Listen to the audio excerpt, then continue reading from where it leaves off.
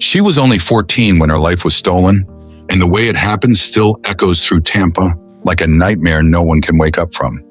This isn't just another case. This is a chilling unraveling of abandonment, broken systems, and a predator who waited in the shadows. In the final weeks of 2022, just days before the year closed, Tampa, Florida became the backdrop of a mystery soaked in heartbreak. A young girl named Nalea Alexander left her home and never returned. What followed was a frantic search, a community paralyzed by fear, and haunting surveillance footage that would spark one of the most devastating manhunts in the city's recent memory. It all started with a man named Ronnie Walker, a name that will become unforgettable by the end of this story. He was circling, watching, waiting. Just blocks from his own home, he spotted her. And in a matter of minutes, Nalea's life was taken. But the full truth wouldn't surface until months later. What happened in those final moments? And how does a city grieve a girl they never really got the chance to know? The investigation hit wall after wall. Scant evidence, blurry footage, silence. But the silence wouldn't last. For 2 months, detectives clawed through the dark, and as the trail twisted, so did the city's peace of mind. The more they uncovered, the heavier the truth became. And when justice finally came, it didn't feel like a victory. It felt like a wound that would never heal.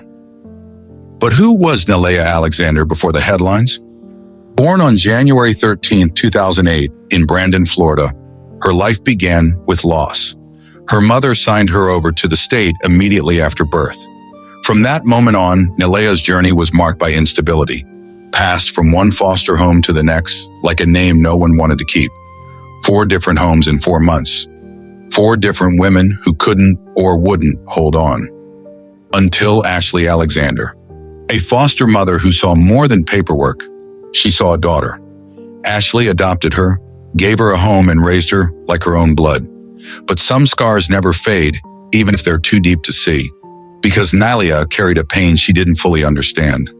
Trauma that was stitched into her before she even learned to speak. When she got in trouble one day, she begged her adoptive mom, "Please don't send me back." That one line, just 6 words, reveals the kind of fear she carried. A fear far beyond anything a child should ever know. And then years later, when she vanished, that same fear returned. But this time, it swallowed her whole.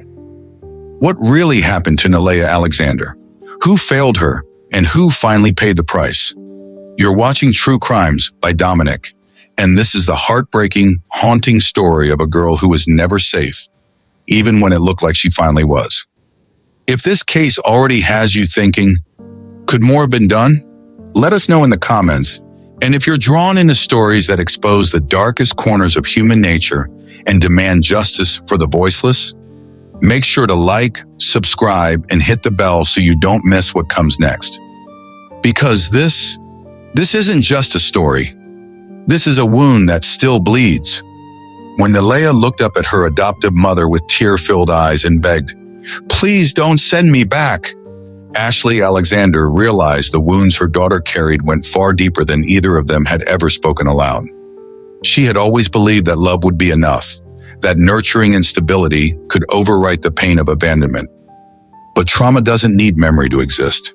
It embeds itself in the wiring of the brain, especially during those fragile early years. And for Nalea, those years had been filled with rejection, instability, and silence.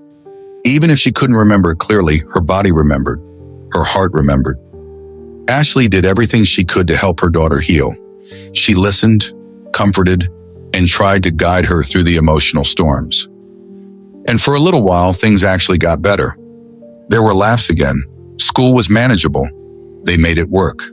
But by the time Nalea turned 12, something in her shifted. She started asking about her past, the one chapter Ashley couldn't fully explain. She wanted to know about her birth parents. Who were they? Why had they let her go? Ashley, always supportive, decided to help. She went searching online and eventually tracked them down on Facebook. Messages were exchanged. A meeting was arranged. Nalea was thrilled. After years of wondering, she was finally going to look her birth parents in the eye. It was Christmas Day, 2019. She and Ashley got dressed up and headed to a restaurant where the meeting was supposed to take place. They waited. An hour passed, then another, but no one came. Her biological parents never showed up. Not a call, not a message, just silence. That day shattered her. It wasn't just the rejection. It was the final confirmation of a fear she had carried since birth, that she was unwanted, that even when she reached out, even when she tried, no one would reach back. After that failed reunion, everything changed. The sweet, curious child Ashley once knew began to vanish. In her place was a hurting teenager spiraling into anger and confusion. Nilaya started lashing out, fighting, throwing tantrums, running away for days at a time. And when the pain became too much to hold in, she turned it on the one person who never left her. "You're not my real mom," she would shout. "I don't want to live here anymore." It was a knife to Ashley's heart every single time. And beneath all of that anger, Nilaya was also battling a hidden war inside her own mind. She had been diagnosed with bipolar disorder, an illness that twisted her highs into mania and her lows into darkness. Ashley did everything she could: therapy, medication, special schools, Department of Children and Families programs. She knocked on every door that might help her daughter find peace. But nothing seemed to work. The years between 12 and 14 were a steady descent. Nilaya's behaviors grew riskier, more defiant. Then came the text messages, ones Ashley discovered on her daughter's phone, conversations with older men, some strangers, some predators in disguise. It was every mother's worst fear. And still, Nilaya kept running away. The police got used to her name. They brought her home more times than Ashley could count. But in May of 2022, everything would come to a devastating stop. On the morning of May 6, just after 4 a.m., Tampa police officers were dispatched to a quiet stretch near Florida and Nebraska Avenue. Shots had been reported. When they arrived, they found a body, motionless, lying in the grass just 6 feet from the road. There was no ID, no phone, no wallet, just a lifeless girl stripped of her name and left alone in the dark. They photographed one key detail, a tattoo on her body. That photo would later be released to the public. Ashley was scrolling through the news when she saw it, and in that instant, her heart stopped. She knew. She knew even before the morgue confirmed it. The girl in the field was Nilaya Alexander. Ashley had to do the unthinkable. Walk into that cold room, look down at her daughter's lifeless body, and say the words no parent should ever have to say. That's her. The crime scene offered little in the way of answers.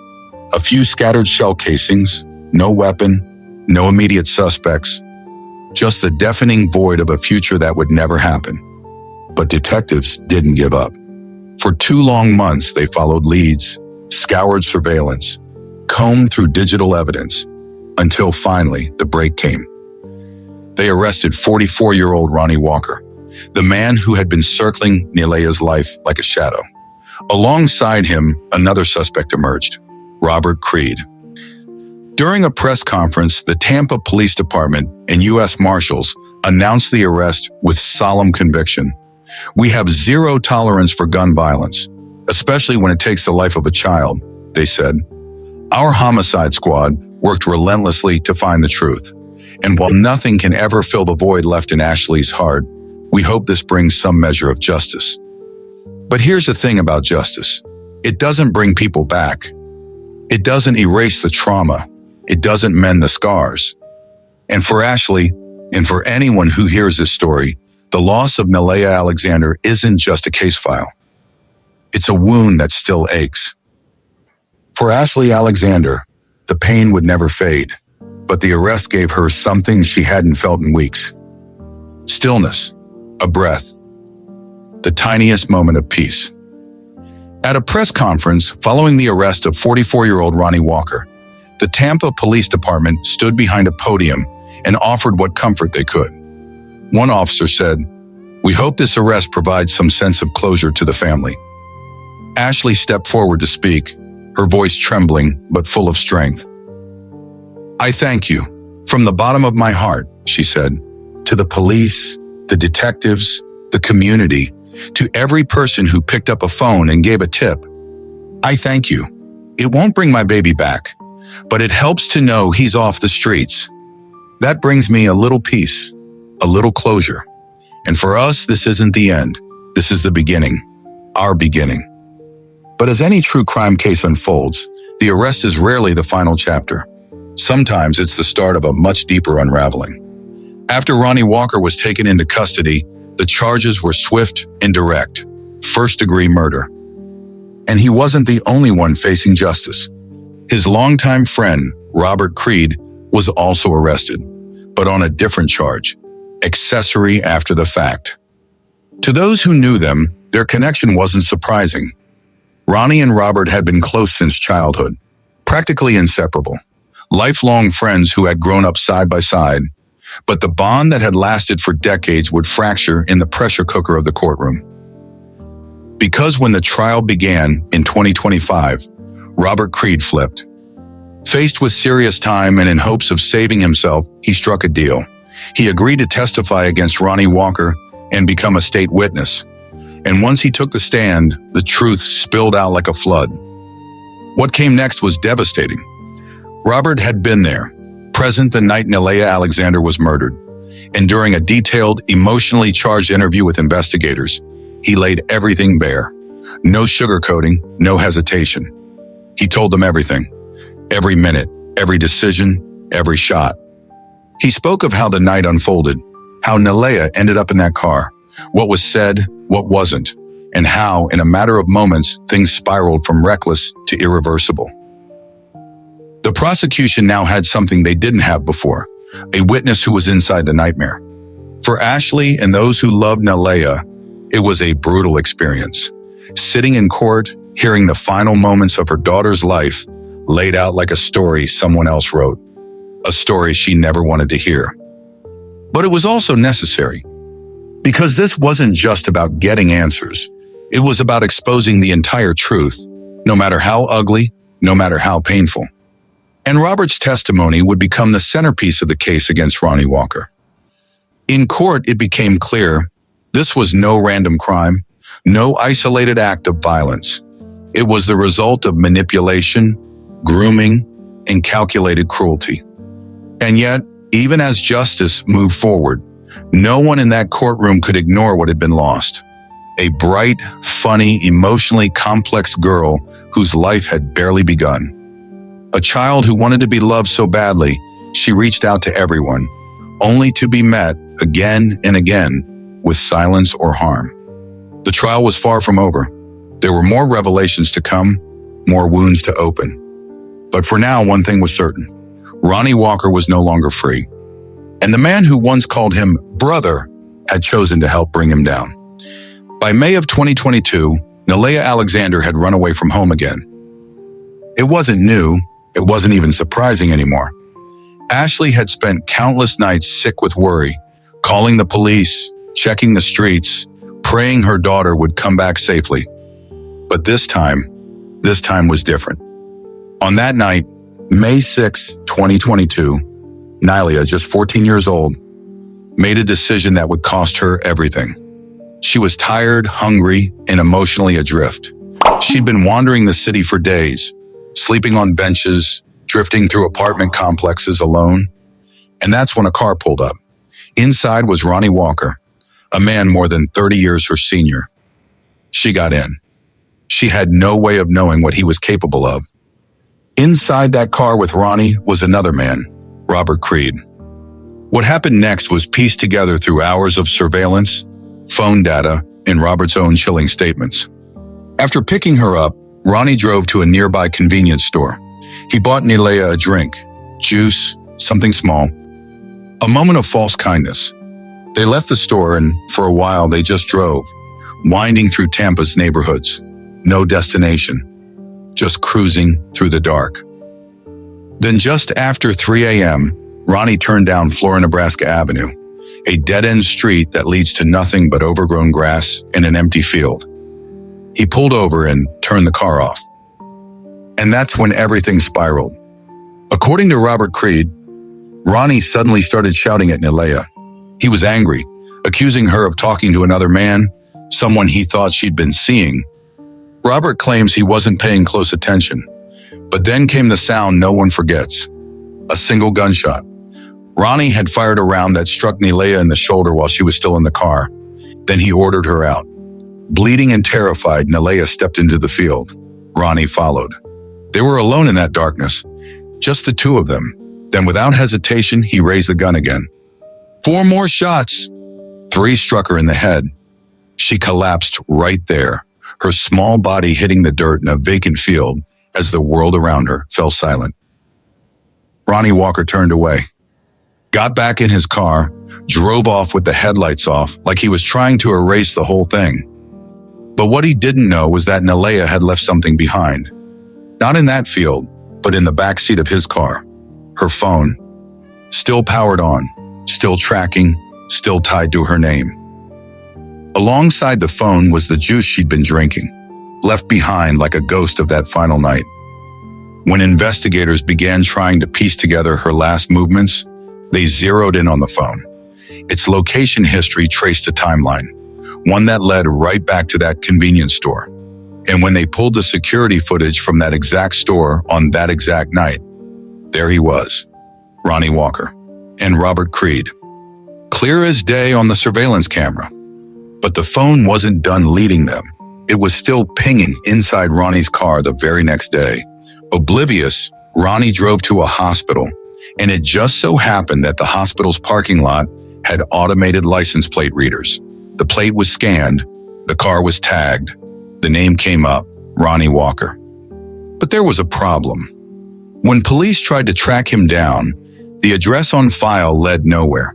He wasn't living there anymore. So detectives started digging. They traced the registration of the vehicle, not just to a name, but to the dealership where it had been purchased. And when they showed up at that dealership, Ronnie was right there working. He didn't run. He didn't fight. He was arrested on the spot. His vehicle was impounded immediately and taken in for forensic testing. Inside that car, investigators found blood. They tested it. DNA confirmed what everyone feared. It belonged to Nalea Alexander. In the end, it wasn't high-tech evidence or some dramatic confession that brought Ronnie Walker down. It was Nalea herself. The phone she accidentally left behind became her voice. The drink left in the back seat became her testimony. And every digital trace led detectives straight to the men responsible. And so, the final chapter of this haunting case began, not with justice, but with the overwhelming ache of a girl who never had the chance to grow up. But there's more to this story, because the darkness doesn't stop here. So now we arrive at the question that has haunted this case from the very beginning: why? Why would anyone take the life of a 14-year-old girl who was already carrying so much pain? According to the prosecution, their answer is chilling. They claim Ronnie Walker believed Nalea Alexander had given him a sexually transmitted disease, one he later passed on to his girlfriend. And that accusation, in their eyes, is what tore open the secrecy of the relationship. They say Nalea and Ronnie were hiding from the world. So to protect himself, to erase the evidence, he allegedly decided to silence her. Permanently. That's the theory the state is building their case on. But Ronnie Walker? He says they've got the wrong man. His defense team is fighting back, arguing that Ronnie didn't pull the trigger, that the real killer is someone else entirely. His so-called friend, Robert Quincy Creed. They claim that Ronnie's being framed, that the investigation was biased from the start, and that the prosecution is only telling the public half the truth. As the trial unfolds, Ronnie's attorneys are laying down a different narrative, one where Robert Creed is not just an accessory, but the actual murderer. They argue that all the breadcrumbs, every phone record, every message lead to Creed, not Ronnie. Now, Robert Creed has pleaded guilty, but not to murder, just accessory after the fact. In other words, he admits to helping cover things up, but not to pulling the trigger himself. So who's telling the truth? Detective Alland, the lead investigator on the case, is expected to testify, and his findings are what the defense is leaning heavily on. Because once the name Robert Creed entered the picture, everything started to shift. Phone records were pulled, and those records told a story the prosecution didn't emphasize. From as early as April 29th, 2022, just a few days before Nalea was killed, there were multiple calls and texts between Creed and Nalea. Constant back and forth communication. His number, her phone, over and over again. Then by April 30th, the communication suddenly stops. That's not a coincidence. That's a pattern. The defense says that's exactly what police were looking for, a clear link between Nalea and someone in that black Ford she was last seen in. And guess what? There was no record of Ronnie Walker ever calling or texting Nalea. Not one. The only digital trail they had pointed to Creed. And yet when detectives first sat down with Creed, he denied knowing her at all. Flat out denied it. But when they showed him the phone records, his story changed. Under pressure, his tone shifted. And the defense says that change wasn't just coincidence, it was coached. According to them, the second time Creed was interviewed, detectives gave him a choice. If you don't give us someone else, we're charging you with murder. And just like that, Creed did what scared people do when cornered. He pointed the finger at Ronnie Walker. But here's what haunts this case even deeper. Only 3 people know the truth about what really happened that night. Ronnie, Creed, and Nalea. But she's gone now. Her voice was taken before it could defend itself. So whose version of events do we believe?